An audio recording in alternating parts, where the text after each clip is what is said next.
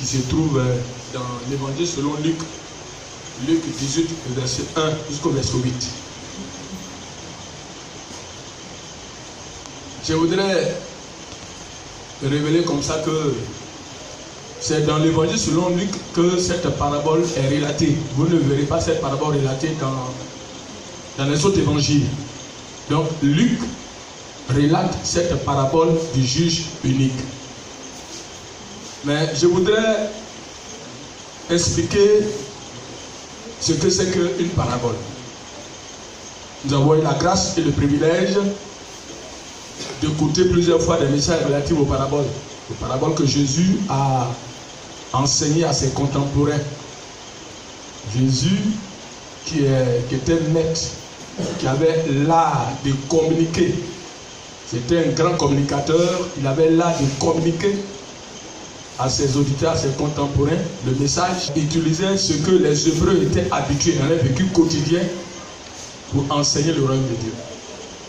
Donc, une parabole est une méthode de comparaison, est une illustration. D'aucuns disent que c'est une allégorie. Donc, la parabole est une méthode de comparaison. Comparaison d'une chose à une autre.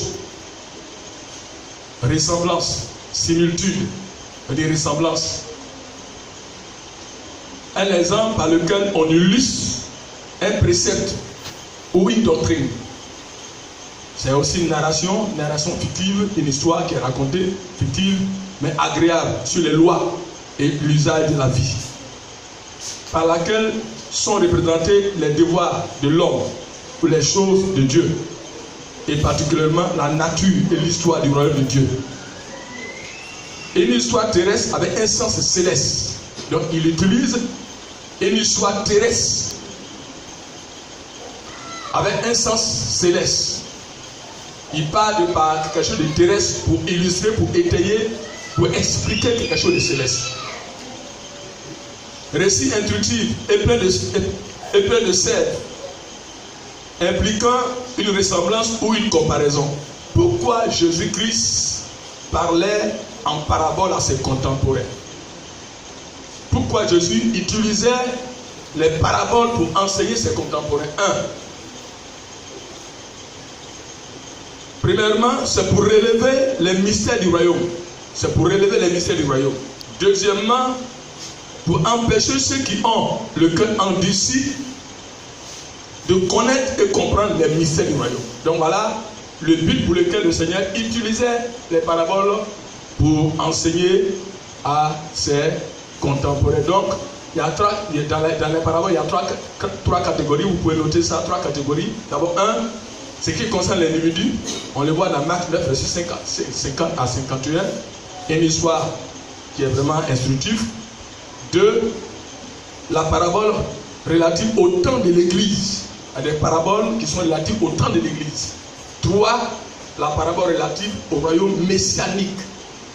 Parle du royaume à venir du Messie. Le royaume qui est relatif à la venue du Messie, au royaume de Dieu.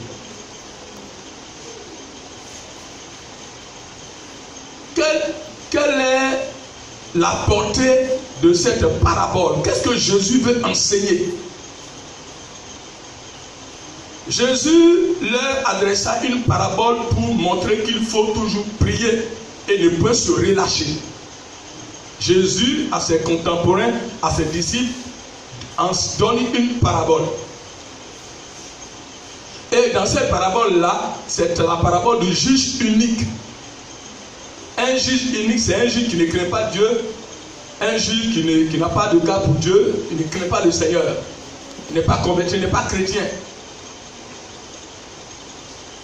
Donc la parabole du juge unique nous enseigne sur des vérités fondamentales concernant le royaume de Dieu. Jésus adressa cette parabole pour montrer qu'il faut toujours prier et ne pas se relâcher. Au verset 2, il dit il y avait dans une ville un juge qui ne craignait pas Dieu et qui n'avait pas de garde pour personne. Quand quelqu'un ne craint pas Dieu, il est imbu de sa personne, il n'a pas de garde. Orgueilleux, imbu de sa personne, il n'a pas de garde pour quelqu'un, un juge unique.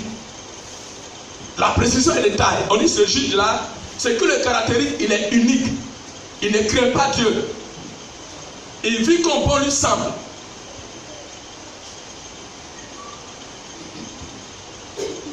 Il y avait aussi dans cette ville-là une veuve qui venait lui dire, fais-moi justice de la partie avec. Vous savez que dans l'Ancien comme dans le Nouveau Testament, les veuves et les orphelins étaient des personnes vulnérables, laissées pour compte. Et quand il y avait la famine, Dieu toujours envoyait les prophètes chez les veuves. Parce que ce sont les personnes sans défense, vulnérables de la société. Donc, le Seigneur accordait une importance particulière aux veuves. Il prenait soin des veuves et des orphelins. Et cette veuve-là, qui a perdu son mari, avait un problème à la justice. Donc, en réalité, le juge devait délibérer. Le juge devait se prononcer sur cette sentence. Et elle vient voir le juge pour que le juge délibère en sa faveur. Fasse partie de sa partie adverse. Délibère en sa faveur. C'est pas chose facile.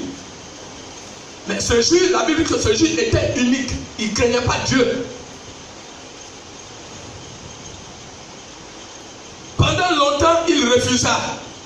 Au même moment où elle entamait des démarches à la justice, parce qu'elle avait une affaire qui était peut-être pendante avec son adversaire, on ne sait pas, la Bible est bien sûr ça, la Bible ne sait pas c'est de quelle affaire il s'agit, mais cette femme veuve-là va aller de temps en temps à la justice et la Bible dit que le juge va refuser. Le juge va refuser. Verset 5. Néanmoins, parce que cette veuve m'importune, je lui ferai justice. Et le juge unique dit, à cause de son importunité, de son insistance, à force d'insister, à cause de son importunité, la Bible dit que le juge a pris la résolution de faire justice à cette veuve-là. En fait, qu'elle ne vienne pas sans cesse me rompre la tête. Mais le Seigneur ajouta, entendez ce que dit le juge unique. Le Seigneur dit à ses contemporains, à ses disciples, est-ce que vous entendez ce que le juge unique a dit? Les paroles du juge unique sont pleines de sens et sont pleines d'enseignements et sont pleines de leçons spirituelles pour nous aujourd'hui. Le verset 7. Et Dieu ne fera-t-il pas justice à ses élus qui crient à lui jour et nuit? Et t'adresse-t-il à leur égard la même manière que cette femme veuve a un problème à la justice et qu'elle a importuné ce juge unique pour que ce juge vraiment rende justice et prenne part par rapport à sa partie adverse? La Bible dit que lui, l'éternel Dieu, le Dieu d'amour, de miséricorde, le Dieu de justice, toutefois que ces élus crient, les élus de Dieu, les chrétiens crient à lui. Lui aussi, est-ce qu'il ne ferait-il pas, il n'aura pas d'égard pour les prières que nous lui adressons? Ça veut dire quoi? Ça veut dire que Dieu est un Dieu de miséricorde. L'objectif, c'est que cette femme a eu gain de cause. Cette femme a été exaucée par l'éternel Dieu. Cela nous enseigne, nous interpelle sur la nécessité de prier et de persévérer dans la prière. Il faut prier et il ne faut pas aussi se relâcher parce que quand on prie là, quand on fait les demandes, c'est vrai que quand on prie le Seigneur, on lui adresse des requêtes. Dieu sait. Dieu connaît toutes choses. Il est omniscient. Mais ici, dans cette parabole, Dieu nous demande la persévérance, d'insister.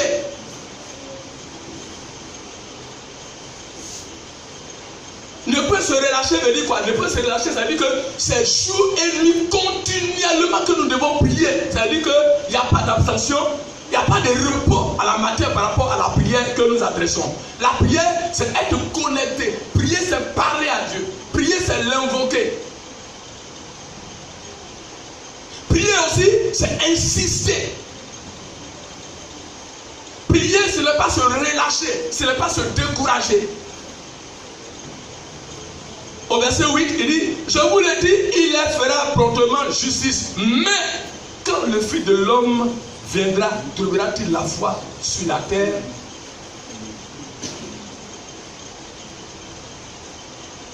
Quand le Fils de l'homme viendra, est-ce qu'il va trouver la foi sur la terre?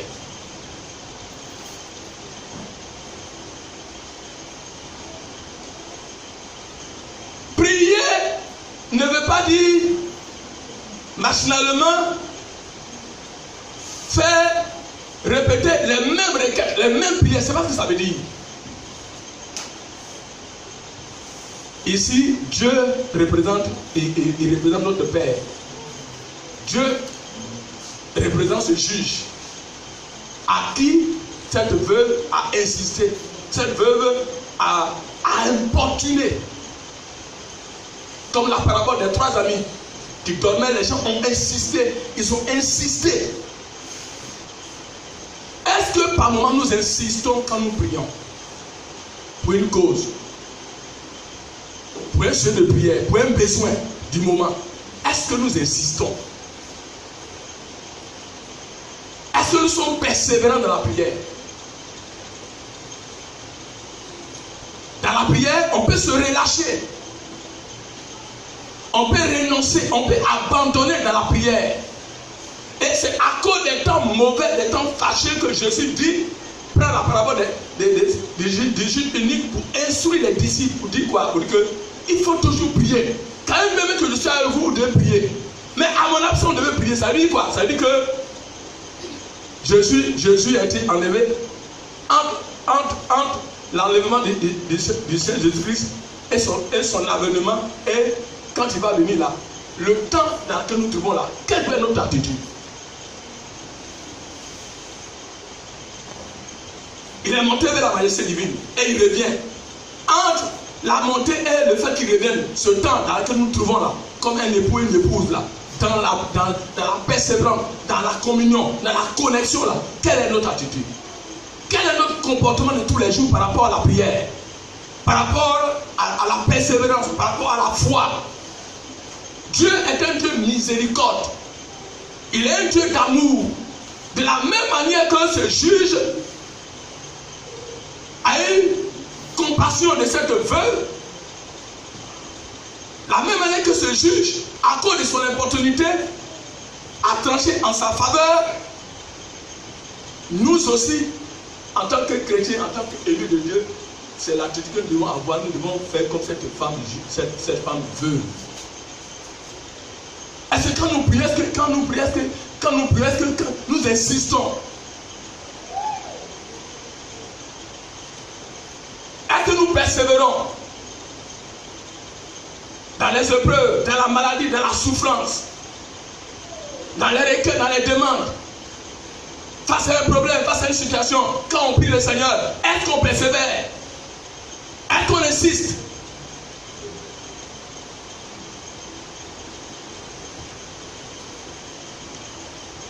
Prier avec persévérance, c'est présenter journellement nos demandes à Dieu avec confiance qui nous exaucera. Prier avec insistance, c'est prier journellement, avoir confiance en Dieu que Dieu nous exaucera. Demander, c'est recevoir. Prier, c'est l'invoquer. Chercher, c'est trouver. Frapper, ça veut dire que Dieu va nous ouvrir.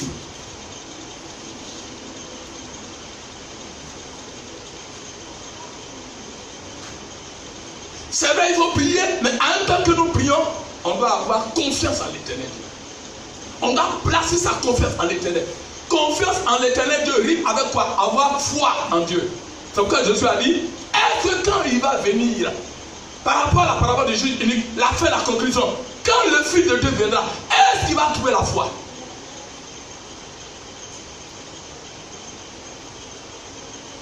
Cette question t'est adressée, elle m'est adressée. Quand le Fils de l'homme viendra, est-ce qu'il va trouver la foi, la confiance? Est-ce que les gens auront confiance? Parce que le monde alors, ce monde pervers, ce monde de difficulté, ce monde d'immoralité, de péché, ce monde matériel, où plusieurs sont en train d'abandonner la main du Seigneur, plusieurs sont en train de chercher des raccourcis. Est-ce que quand Christ va venir, est-ce qu'il va trouver la foi? C'est la question que le Seigneur s'est posée avant de partir.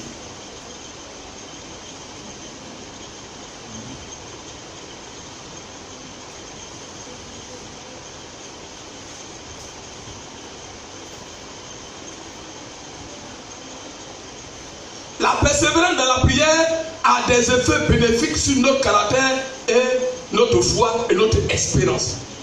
Quand on dit de persévérer, quand la Bible dit d'avoir la foi, cela aussi met en exergue l'espérance. Quelqu'un qui prie, qui insiste, qui a la foi, espère.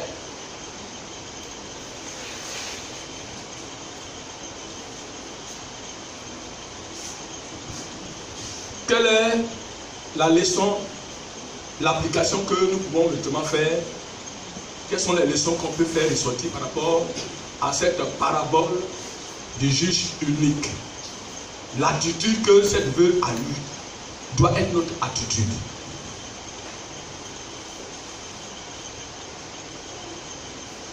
Parce que c'est la prière qui nourrit la foi. C'est la prière qui nourrit la foi.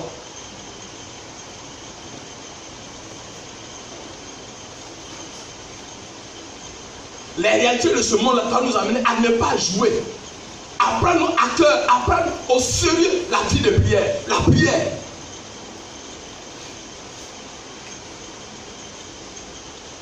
C'est ce que le Seigneur nous enseigne. Et quelqu'un a dit qu'un chrétien qui ne prie pas n'est pas sérieux.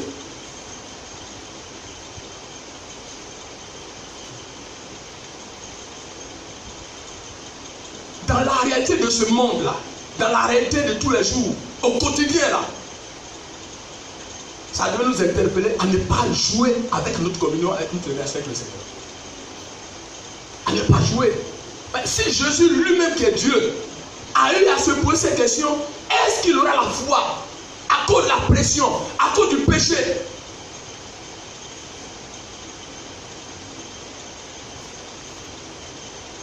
Est-ce que beaucoup ne vont pas abandonner la foi, ne vont pas renoncer?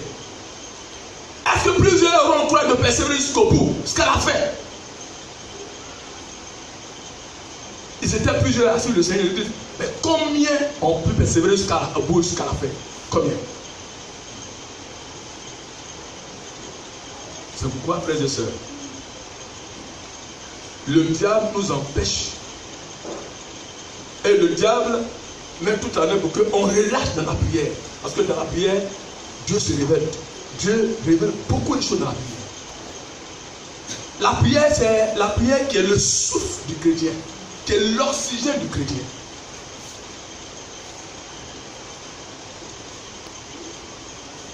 Si tu ne pries pas, ça veut dire que tu ne respires pas. C'est ce que ça veut dire. La même manière que sans l'eau, l'homme ne peut vivre. L'eau est vitale pour étancher notre soif. De la même manière qu'on ne peut se passer de l'eau, d'oxygène, il en est de même aussi pour la prière aussi. On ne peut pas se passer de la prière. Et le réel problème auquel les chrétiens de cette époque sont confrontés, c'est ce domaine. On ne prie pas assez, on ne persévère pas assez. On est enclin à nous décourager face aux réalités, face aux difficultés, face aux problèmes. On ne prie pas.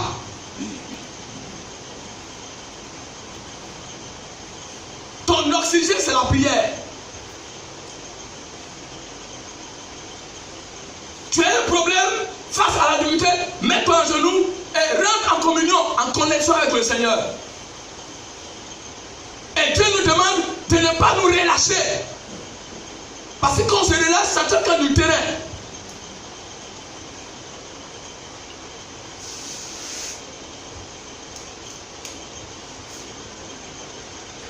Ayons. Jésus encourage aussi ses disciples à faire quoi? À être fidèles dans la prière et à persévérer dans la prière. Une chose est de prier, mais une chose est d'être fidèle jusqu'au bout. Être fidèle dans la prière. Il y a des chrétiens, quand ils ont les problèmes, ils ne prient plus. On commence à accuser. On a un esprit d'accusation. On pointe du doigt les uns les autres. On ne se remet pas encore pour devoir prier. Et c'est ce qui fait qu'aujourd'hui, les problèmes sont comme des montagnes devant nous. Et c'est difficile. Et face à cela, il y en a qui rétrogradent. Il y en a qui abandonnent, il y en a qui renoncent.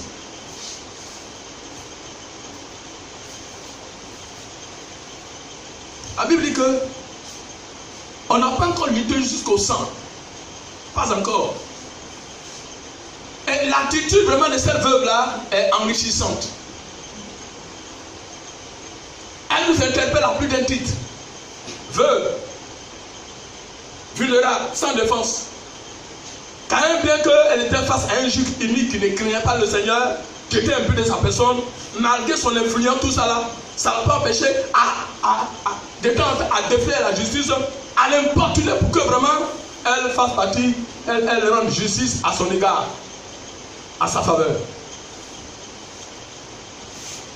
Et Jésus prend l'exemple de cette veuve-là.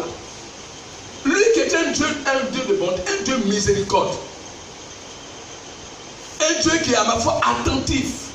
Son oreille n'est pas trop dure pour nous entendre. Nous encourage à ne pas se relâcher et à persévérer dans la prière.